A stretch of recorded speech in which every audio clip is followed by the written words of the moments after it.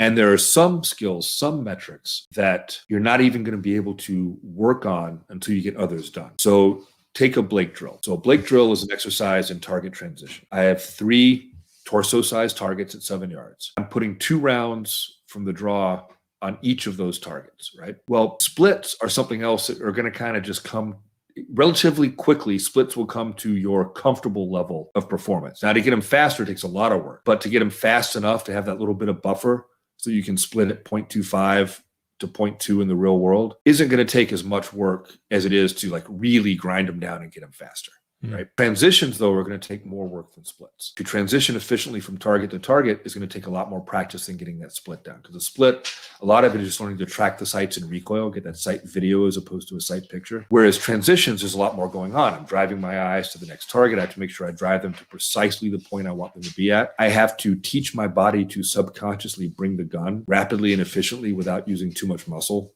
to be in line with my eyes, that index again. So if I'm going to use Blake drills to build my transitions, and my gold standard is I want my transitions at that particular target array to equal my splits, which is the gold standard. That's something I can't even begin to chip away on until my draw is efficient to develop that index, until I've developed those splits. You see what I mean? Like I can't even really put any real work on that yet. That's going to come a little bit later. And that's a simple example of how your training changes. But in the beginning, you're not going to work on transitions until you're safely drawing rapidly, until you're safely developing that index.